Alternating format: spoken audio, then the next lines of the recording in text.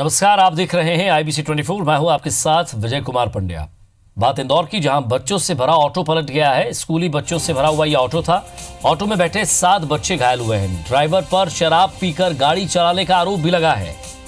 अब इधर हादसे के बाद लोगों ने ऑटो ड्राइवर की जमकर पिटाई कर दी है। ये तस्वीरें आप देख रहे हैं जहां इंदौर में बच्चों से भरा ऑटो पलट गया। बताया जा रहा है कि ड्राइवर ने शराब पी रखी थी और तेज गति में यह वाहन चला रहा था। उसके बाद लोगों को जैसे ही ऑटो पलटने की जानकारी मिली, आसपास से लोग दौड़कर आए और उस ड्राइवर को पीटने लगे। और ज्यादा बातचीत के लिए हमारे संवाददाता रवि हेमराज सिसोदिया हमारे साथ जुड़ गए हैं। रवि, हम तस्वीरों में देख रहे हैं कि बच्चे भी यहाँ डरे हुए हैं, सहमे हुए हैं, लेकिन शराब पीकर ड्राइवर गाड़ी चला रहा था। जी बिल्कुल, देखिए स्कूली वाहन है, चूंकि प्री नर्सरी में बच्चे पढ़ते हैं और स्कूल छुट्टी के बाद में ये जो ऑटो वाला है ये काफी तेज रफ्तार से ये ऑटो चला रहा था। और स्कूल जो बच्चे हैं तकरीबन 7 से 8 बच्चे बैठे हुए थे और उनके जोर जोर से चिल्लाने और रोने की आवाजें जो है वो ऑटो से आ रही थी। तो क्षेत्र के जो लोग हैं उन्होंने पीछा करने की इसकी कोशिश की, इसको प्रयास भी किया कि इसको रोका जाए। काफी आवाज देने के बावजूद भी इन्हें रोका और इसी का नतीजा रहा कि तेज स्पीड से जाते हुए ये जो ऑटो है ये आगे चलकर बाणगंगा थाना क्षेत्र का जो सांवर सेक्टर 3 है यहाँ पर जाकर ये पलट गया, जिसके बाद में बच्चों को इसमें निकाला गया। कुछ बच्चों को इसमें चोट भी आई है जिन्हें अस्पताल भेजा गया है। वहीं जो ऑटो चालक है उसको पकड़ के मौके पर ही जितने भी क्षेत्रीय रहवासी थे और जो इसको रोकने का प्रयास कर रहे थे उन्होंने इसको पकड़ के इसकी जमकर धुनाई की है। और जो बच्चे हैं उन्हें दूसरे ऑटो में बैठाकर स्कूल पहुंचाया गया है ताकि वहां से जो उनके परिजन है वो बच्चों को सलामत उनके घर पर ले जा सके। हालांकि पूरी घटनाक्रम सामने आया है कि जो ये ड्राइवर है ये शराब पीकर वाहन चला रहा था और इसी कारण से ड्राइवर जो है गाड़ी रोकने में डर रहा था कि कहीं पब्लिक इसे पीट ना दे। और आखिरकार हुआ भी यही कि जब गाड़ी पलट गई तब इसे पकड़कर पीटा गया और इसे थाने में भी पहुंचाया गया। जी रवि, तस्वीरें हम देख रहे हैं। रवि, क्या इस पर कोई कार्रवाई हुई, इसकी कोई गिरफ्तारी, क्या पुलिस थाने में इसे ले जाया गया, क्या कार्रवाई हुई इस ड्राइवर पर?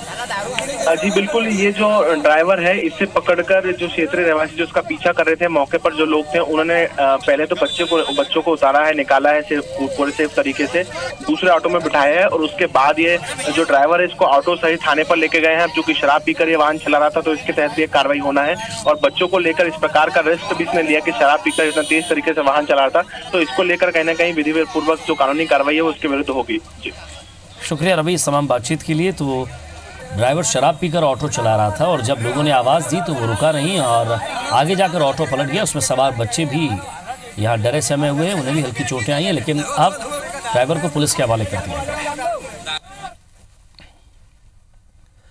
मध्य प्रदेश विधानसभा के पटल पर आज 31 मार्च 2017 तक की CAG रिपोर्ट की रिपोर्ट पेश की गई, जिसमें शिवराज सरकार के दौरान प्रदेश में करोड़ों की गड़बड़ी का खुलासा हुआ है। वाणिज्यिक कर, उत्पाद शुल्क, वाहन कर, स्टैंप ड्यूटी शुल्क, खनन जल कर में गड़बड़ियां सामने आई हैं।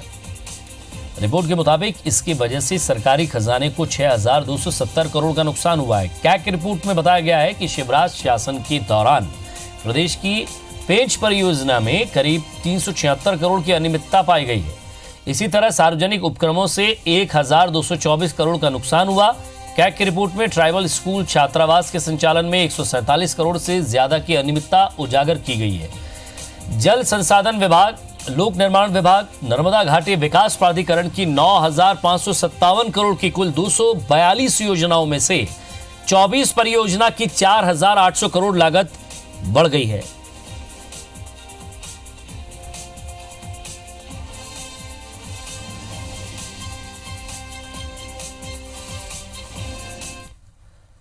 इधर हिना कांवरे मध्य प्रदेश विधानसभा की डिप्टी स्पीकर बन गई हैं। जी हां, स्पीकर NP प्रजापति ने सदन के बहुमत के आधार पर उनके नाम का ऐलान किया है। हालांकि विपक्ष ने हिना कांवरे के निर्वाचन को असंवैधानिक बताते हुए विधानसभा में जमकर हंगामा किया। विपक्ष ने लोकतंत्र की हत्या का आरोप लगाते हुए विधानसभा अध्यक्ष के खिलाफ नारेबाजी की और उनका इस्तीफा मांगा।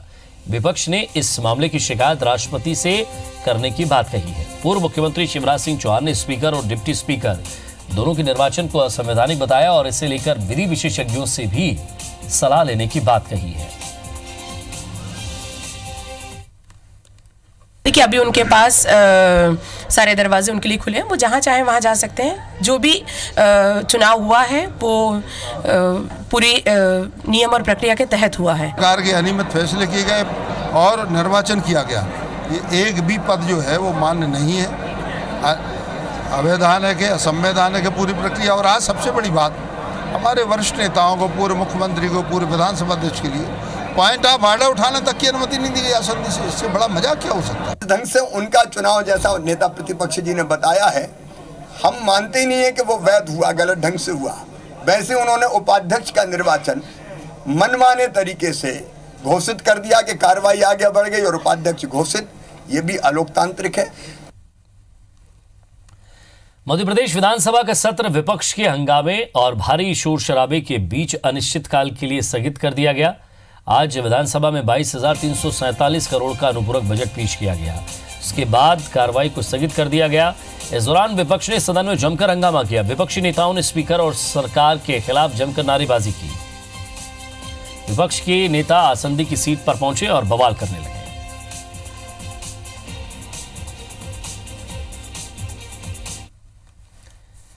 मध्य प्रदेश विधानसभा के सत्र की समाप्ति के बाद सीएम कमलनाथ ने प्रेस कॉन्फ्रेंस की और बीजेपी पर जमकर निशाना साधा।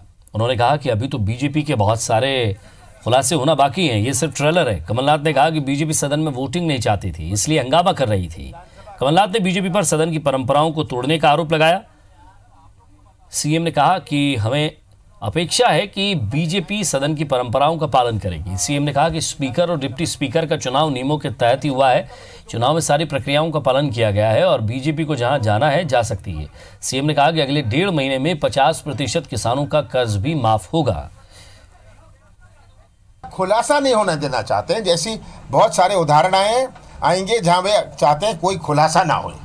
बहुत सारे खुलासे होने वाले हैं। मैं भारतीय जनता पार्टी को कहना चाहता हूं, ये तो ट्रेलर है खुलासों का, कि जो स्पीकर और डिप्टी स्पीकर की, जो अध्यक्ष और उपाध्यक्ष की परंपरा थी, इन्होंने जो शुरुआत करी, अब हम इसको आगे लाए। तो एक एक चीज़ जो लिखी हुई है हमने उसका पालन किया है। ये कोर्ट जाए, जहाँ भी जाए, मेरा प्रयास है कि अगले 1.5 महीने में हम 50%, मध्य प्रदेश के 50% किसानों से, 50% से ज़्यादा किसानों का कर्जा माफ़ हो जाए और वो कहें हमारा कर्जा माफ़ हो गया। संबल योजना को बंद करने की खबरों के बीच पूर्व मुख्यमंत्री शिवराज सिंह चौहान ने इसे गरीबों की योजना बताते हुए योजना को बंद करने की बात कही है। शिवराज सिंह चौहान ने कहा कि सरकार बदलती रहती है पर जनहित योजनाओं को जारी रखना चाहिए। शिवराज सिंह ने उम्मीद जाहिर की कि सरकार पुरानी जनहितैषी योजनाओं को जारी रखेंगी। संबल तो गरीबों का बल है, उस योजना को बदलना नहीं चाहिए। लोकतंत्र में सरकारें बदलती रहती, बदल जाए, कोई दिक्कत थोड़ी है। लोकतंत्र का आनंद है ये। लेकिन कल्याणकारी योजनाएं नहीं बदली जानी चाहिए, ये नहीं करना चाहिए। कल्याणकारी योजनाएं जारी रखें और दूसरी बना सकते तो और बनाए, कौन इनकार करता है। मध्य प्रदेश विधानसभा के पटल पर आज 31 मार्च 2017 तक की सीएजी की रिपोर्ट पेश की गई, जिसमें शिवराज सरकार के दौरान प्रदेश में करोड़ों की गड़बड़ी का खुलासा हुआ है। वाणिज्यिक कर, उत्पाद शुल्क, वाहन कर, खनन, जलकर में भी तमाम गड़बड़ियां सामने आई। रिपोर्ट के मुताबिक इसकी वजह से सरकारी खजाने को 6,270 करोड़ रुपए का नुकसान हुआ है। क्या कि रिपोर्ट में बताया गया कि शिवराज सरकार के कामकाज के दौरान प्रदेश की पेंच परियोजना में करीब 376 करोड़ की अनियमितताएं पाई गई। इसी तरह सार्वजनिक उपक्रमों से 1,224 करोड़ का नुकसान हुआ। कैग की रिपोर्ट में ट्राइबल स्कूल छात्रावास के संचालन में 147 करोड़ से ज्यादा की अनियमितताएं उजागर की गई हैं। जल संसाधन विभाग, लोक निर्माण विभाग, नर्मदा घाटी विकास प्राधिकरण की 9,557 करोड़ की कुल 242 योजनाओं में से 24 परियोजनाओं की 4,800 करोड़ लागत बढ़ गई। और ज्यादा बातचीत के लिए हमारे संवाददाता सुधीर दंडूतिया हमारे साथ जुड़ गए। सुधीर, जब नई सरकार आती है तो सीएजी की रिपोर्ट मंगाई जाती है और यहाँ भी वैसा ही हुआ। सरकार नहीं आई, रिपोर्ट मंगाई गई और अब कई विभागों में अनियमितता और गड़बड़ियां सामने आई हैं। अच्छा विजय, बात करें तो ये कैग की रिपोर्ट जो है वो विधानसभा सत्र के दौरान रखी जाती है और नई सरकार के गठन के बाद में जरूर जांच की जिम्मेदारी नई सरकार की बनती है। हालांकि ये रिपोर्ट जो है वो पिछली सरकार के कामकाज की और रिपोर्ट को लगभग शिवराज सरकार के समय तैयार कर लिया गया था, यानी कि पुरानी सरकार ने ही इस गड़बड़ी को पकड़ा है, ये कम से कम बीजेपी जरूर कह सकती है।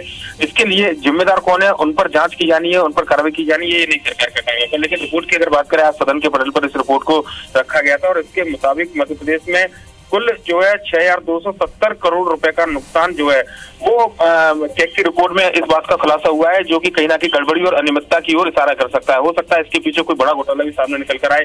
सार्वजनिक उपक्रमों की अगर बात करें तो 1224 करोड़ का नुकसान जो है वो मध्य प्रदेश के खजाने को हुआ है। इसके अलावा छात्रावास संचालन में 147 करोड़ की अनियमितता की बात का उल्लेख कैग ने अपनी रिपोर्ट में किया है। पेश परियोजना में 376 करोड़ की गड़बड़ी की आशंका जो है वो उसका जिक्र भी कैग की रिपोर्ट में किया गया है। यानी कि मध्य प्रदेश के राजस्व को एक बड़ा घाटा या कहना चाहिए बड़ी गड़बड़ी जो है वो सामने निकल कर आई है इस रिपोर्ट में, और मध्य प्रदेश की हालत ठीक नहीं है। ऐसे में कम से कम अब ये उम्मीद की जानी चाहिए कि जब सरकार बदली है तो जो भी इसके लिए जिम्मेदार हो, चाहे वो अधिकारी हो या फिर नेता हो, उनके खिलाफ कड़ी कार्रवाई की जाएगी। कैग की रिपोर्ट में इस बात का उल्लेख किया गया है कि अनियमितताओं के साथ में गड़बड़ी है।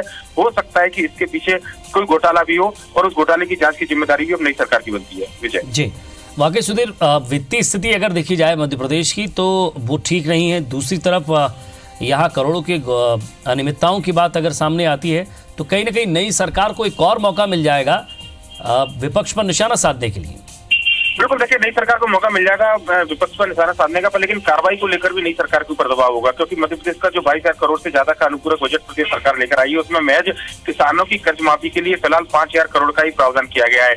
उससे ज्यादा नुकसान जो है, उससे ज्यादा अनियमितता जो है कैग की रिपोर्ट अपने इस रिपोर्ट में खुलासा कर चुकी है। यानी कि मध्य प्रदेश सरकार शुरुआती तौर में किसानों को जो कर्ज देने जा रही है उससे ज्यादा की गड़बड़ी तो पिछले साल जो 31 मार्च तक की रिपोर्ट है उसके अंदर ही उस रकम को फिजूल खर्ची या फिर गड़बड़ी के तौर पर दर्शाया गया है। ऐसे में नई सरकार के ऊपर यह दबाव भी रहेगा कि कम से कम जो इस पूरे गड़बड़ी अनियमितता या घोटाले के लिए जिम्मेदार है उनके खिलाफ कड़ी कार्रवाई की है। हालांकि राहत की बात कमलनाथ सरकार के लिए ये हो सकती है कि कम से कम ये रिपोर्ट जो है वो आने वाले अगले लोकसभा चुनाव तक कम से कम हथियार का काम करेगी, और पिछली सरकार के दौरान जो गड़बड़ियां हुई थी, जो अनियमितता पाई गई थी या फिर जो घोटाले हुए थे, उनको लेकर सरकार कम से कम बीजेपी के ऊपर जरूर एक आरोप लगा सकती है, एक दबाव बना सकती है। विजय, शुक्रिया सुधीर तमाम बातचीत के लिए। तो सरकारी खजाने को 6,270 करोड़ रुपए का नुकसान, पेंच परियोजना में 376 करोड़ का नुकसान, मध्य प्रदेश विधानसभा के पटल पर सीएजी की रिपोर्ट आज रखी गई।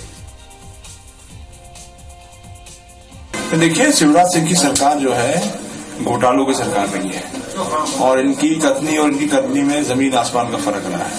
एक तरफ तो माननीय प्रधानमंत्री जीरो टॉलरेंस की बात करते हैं, और दूसरी तरफ उन्हीं के सरकार और उन्हीं के मुख्यमंत्री जो हैं, जिनके नेतृत्व में बड़े बड़े घोटालों को जो है अंजाम मध्य प्रदेश में दिया जाएगा। लोकसभा चुनाव की तैयारियों में जुटी भाजपा अब उन सीटों पर फोकस कर रही है जहां उसे करारी शिकस्त मिली है। इसी कड़ी में 11 और 12 जनवरी को दिल्ली में बीजेपी की राष्ट्रीय परिषद की बैठक होने जा रही है। इस बैठक में शामिल होने के लिए ग्वालियर चंबल संभाग के भाजपाई आज रवाना हो रहे हैं। बैठक में ग्वालियर चंबल संभाग के सभी जिला के अध्यक्ष, महामंत्री, सांसद, विधायक, महापौर, सभापति और पार्टी के लोकसभा चुनाव प्रभारियों को आमंत्रित किया गया है। 2 दिन तक चलने वाली इस बैठक में मुख्य मुद्दा लोकसभा चुनाव की तैयारियों का होगा। आपको बता दें कि बीजेपी हाल ही में विधानसभा चुनाव में करारी हार झेल चुकी है और लोकसभा चुनाव में किसी तरह की कसर नहीं छोड़ना चाहती है। लोकसभा प्रभारी, महापौर, अध्यक्षगण और जिलाध्यक्ष, महामंत्री सबको बुलाया है। संगठन पर वहाँ पर चर्चा करेंगे, संगठन कैसे और चुस्त दुरुस्त होगा। और संगठन तो बीजेपी का हमेशा ही काम करता रहता है, चाहे चुनाव हो चाहे चुनाव नहीं हो। चुनाव नहीं होता है तो भी करते हैं, और चुनाव है तो और अधिक चुस्ती से करेंगे। मध्य प्रदेश में 15 सालों बाद कांग्रेस की सरकार बनने पर कई कांग्रेस नेताओं के संकल्प पूरे हो रहे हैं। 15 सालों तक राजगढ़ के कांग्रेस कार्यकर्ताओं ने नंगे पैर रहने के संकल्प को कमलनाथ के सामने पूरा किया, तो अब जबलपुर से पार्टी के जिला महामंत्री मनोज नामदेव ने 15 साल पुरानी चोटी कटवाकर अपनी कसम पूरी की।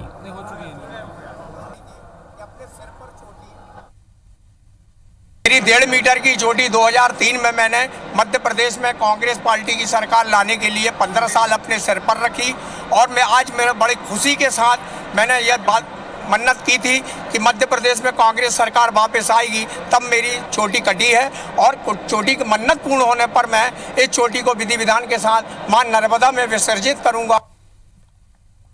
मध्य प्रदेश में मीसाबंदियों को दिए जाने वाली पेंशन को बंद करने को लेकर अब मीसाबंदी विरोध पर उतर आया है। जबलपुर संभाग में आपातकाल के दौरान मीसाबंदी maintenance of internal security act के तहत जेल गए लोगों ने 1 दिवसीय धरना देकर विरोध जताया। विरोध जता रहे मीसाबंदियों का कहना है कि जब कांग्रेस सरकार ने ही इमरजेंसी में जेल जाने वालों की लिस्ट बनाई है तो फिर जांच कराने का सवाल ही नहीं उठता। इसलिए कमलनाथ सरकार को मीसाबंदियों की पेंशन बंद नहीं करनी चाहिए। इधर ग्वालियर में भी लोकतंत्र सेनानी संघ अब खुलकर मैदान में आ गए हैं। संघ के लोगों ने चेतावनी दी है कि ये फैसला कमलनाथ सरकार को बहुत भारी पड़ने वाला है। संघ के लोगों ने साफ ऐलान किया है कि अब लोकसभा चुनाव में घर घर जाकर कमलनाथ सरकार के खिलाफ अभियान चलाएंगे। इसके साथ ही लोकतंत्र सेनानी संघ ने भी धरना प्रदर्शन किया।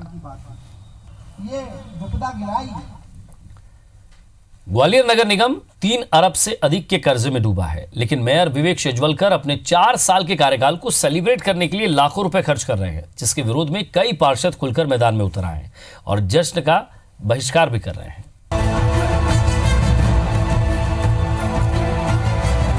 ग्वालियर नगर निगम के मेयर 4 साल का कार्यकाल पूरा होने पर जश्न मना रहे हैं, लेकिन वे 4 साल में अपनी 4 प्राथमिकताएं तक पूरी नहीं कर पाए। दरअसल 10 जनवरी 2015 को विजय शेजवलकर ने मेयर का कार्यभार संभालने के साथ तमाम प्राथमिकताएं तय की थीं, लेकिन एक भी काम अब तक नहीं हो पाया है। ऐसे में निगम के नेता प्रतिपक्ष सेलिब्रेशन के नाम पर लाखों रुपए खर्च करने को फिजूल खर्ची बता रहे हैं। लाखों रुपए बोझ के नाम पर बर्बाद करना ये गलत है। मध्य प्रदेश शासन का जो फाइनेंशियल डिसिप्लिन है उसमें नियम ये है कि कोई भी खर्च ऐसा करें जैसे अपन परिवार के रूप में खर्च करते हैं। बोझ देने का अधिकार केवल मुख्यमंत्री और राज्यपाल महोदय को है। आइए आपको बताते हैं कि महापौर ने क्या क्या प्राथमिकताएं तय की थीं और उनकी ताजा स्थिति क्या है। शहर से रोजाना लगभग 600 टन कचरा निकलता है। करीब 500 टन तक कचरा ही रोजाना उठ पाता है। सफाई व्यवस्था का ठेका इको ग्रीन कंपनी को दिया। डोर टू डोर कचरा कलेक्शन शुरू ही नहीं कर पाए। पर्याप्त पानी के बाद भी शहर की सप्लाई दुरुस्त नहीं। एक दिन छोड़कर पानी की सप्लाई दी। पेयजल वितरण व्यवस्था में कई खामियां। पहले कार्यकाल में रोपवे प्राथमिकता में शामिल था। दूसरे कार्यकाल के अंतिम वर्ष में भी इसका काम पूरा नहीं। वहीं मेयर भी खुद मान रहे हैं कि उनका कार्यकाल संतोषजनक नहीं है, लेकिन सेलिब्रेशन की परंपरा पुरानी है, इसलिए वो उसे निभा रहे हैं। ये कबूल करने में संकोच नहीं है कि इस बार सारे के सारे काम मेरे सेटिस्फेक्शन के नहीं हुए हैं। एक विलंब हुआ है काम में। कारण इसका ये भी है कि अमृत जो योजना बहुत बड़ी योजना थी, उसकी तैयारी में काफी समय लगा। 66 वार्डों और 8 वरिष्ठ पार्षदों वाली ग्वालियर नगर निगम के मेयर के 4 साल के सेलिब्रेशन में केवल मेयर इन काउंसिल के सदस्य ही नजर आ रहे हैं। बीजेपी के ज्यादातर पार्षदों ने इस सेलिब्रेशन से किनारा कर लिया है, तो वहीं कांग्रेस और निर्दलीय पार्षद पहले ही कार्यक्रम को फिजूल खर्ची बताकर अपना विरोध जता चुके हैं। ऐसे में मेयर के 4 साल के सेलिब्रेशन पर लाखों रुपए खर्च करने का औचित्य फिलहाल किसी को समझ नहीं आ रहा है। नासिर गौरी, IBC 24, ग्वालियर। मध्य प्रदेश के कमलनाथ सरकार एक तरफ बेरोजगारों को रोजगार देने का वचन दे रही है, तो वहीं दूसरी तरफ उनके अफसर बेरोजगारों को लेकर गैर जिम्मेदाराना बयान दे रहे हैं। वाकया बैतूल का है, जहां वायरल हो रहे एक वीडियो में जिले के शाहपुर तहसील के SDM S के भंडारी युवा बेरोजगारों को धमका रहे हैं। दरअसल SDM ने पशु चिकित्सालय के सामने अतिक्रमण हटाने का आदेश दिया था, जिसे लेकर कांग्रेस कार्यकर्ता उनसे मिलने पहुंचे और छोटे व्यवसायियों के पुनर्वास को लेकर ज्ञापन सौंपा था। लेकिन SDM साहब भड़क गए और कहने लगे कि बेरोजगारों का ठेका नहीं ले रखा है। कांग्रेस नेताओं ने इसकी शिकायत कलेक्टर से करने की बात कही है। जनपद पंचायत ने यहां लगाई गई गुमटियों को हटाकर साइकिल स्टैंड बनाने की योजना शुरू की है, जिसके तहत उनके अतिक्रमण हटाए जाने हैं। जनपद पंचायत CEO का कहना है कि अतिक्रमण हटाए जाएंगे और उनके व्यवस्थापन की कोई योजना भी नहीं है।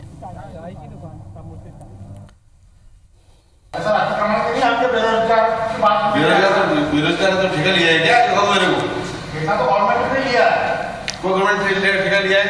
बेरोजगार यदि अतिक्रमण कोई किया है तो नहीं हटाएंगे। ऐसा अतिक्रमण के लिए आपके बेरोजगार तो ठेका लिया है क्या? मेरे को ठेका तो गवर्नमेंट ने लिया है। कोई गवर्नमेंट ने ठेका लिया है? यदि अतिक्रमण कोई किया है तो हटाएंगे। नहीं, ऐसी हमारे यहाँ कोई व्यवस्था नहीं। हम तो साइकिल स्टैंड बनाने का प्रस्ताव हुआ है। तो कब हटेगा सर ये इंक्रोचमेंट कैसे? नहीं, ये हमारा काम नहीं है। हमने तहसील को लिखा है, जब हट जाएगा तब बन जाएगा साइकिल स्टैंड। लोक स्वास्थ्य यांत्रिकी विभाग के उप सचिव नियाज अहमद खान ने बैठक से बाहर किए जाने पर दुख जाहिर किया है। उन्होंने ट्वीट करके आरोप लगाया है कि उन्हें खान सरनेम का खामियाजा भुगतना पड़ा है। नियाज ने कहा है कि 17 साल की नौकरी में उनका 10 जिलों में 19 बार ट्रांसफर हुआ है। नियाज ने लिखा है कि एक साल में उन्हें सरकारी मकान तक आवंटित नहीं हुआ, जबकि देश के सबसे बड़े ODF घोटाले का खुलासा उन्होंने किया। दरअसल नियाज अहमद खान की वही अफसर हैं जिन्होंने आतंकी अबू सलेम पर उपन्यास लिखने के कारण विवादों में आए थे। बीजेपी सरकार में मंत्री रहे विश्वास सारंग का कहना है कि नियाज अहमद खान को बीजेपी के राज में कोई तकलीफ थी तो उन्हें इस बात को संज्ञान में लाना था। उधर कमलनाथ सरकार के मंत्रियों का कहना है कि बीजेपी धर्म के चश्मे से अफसरों पर कार्रवाई करती है। प्रशासकीय ढांचे में धर्म और जाति को लेकर सरकार कभी विचार नहीं करती। देखिए, कारण व्यक्तिगत हो सकते हैं या दबाव या परेशानी वाले हो सकते हैं। अगर उन्होंने कुछ ऐसा कहा है तो वे सरकार से आग्रह करे, अनुरोध करे और फैक्ट्स देवे कि भाई किन कारणों के साथ उनको हताश, निराश और परेशान किया जा रहा है। नहीं, अब वो मैं देखिए मैं क्या टिकट टिप्पणी करूँ। सच बात यह है जिनका आप नाम ले रहे हो मैं उनको जानता नहीं हूँ, तो अगर मैं किसी को जानता नहीं हूँ तो उनके बारे में क्या टिकट, वही बेहतर बता पाएंगे इस बात को। यदि उनने अपनी कोई भावना उजागर की है तो जो उनने महसूस किया है उसको उनने ट्वीट किया है। 1 महीने के अंदर जो सरकार में परिवर्तन हुआ है उसमें उनको आश्वस्त करता हूं कि उनके साथ ऐसा दुराभाव नहीं होगा। मेडिकल एजुकेशन की जरूरी व्यवस्थाओं के बिना संचालित हो रहे गुना के साक्षी मेडिकल कॉलेज पर हाईकोर्ट की सख्ती के बाद पुलिस टीम की कार्रवाई जारी है। कॉलेज के 42 छात्रों की ओर से दायर की गई याचिका पर सुनवाई करते हुए हाईकोर्ट ने कॉलेज के तमाम दस्तावेज आधे घंटे के भीतर जब्त करने के आदेश दिए थे। हाईकोर्ट ने साक्षी मेडिकल कॉलेज की उच्च स्तरीय जांच के लिए 6 सदस्यीय कमेटी भी गठित कर दी है, जो कॉलेज का निरीक्षण करके अपनी जांच रिपोर्ट बनाएगी और उसे 2 हफ्ते में हाईकोर्ट में पेश करेंगी।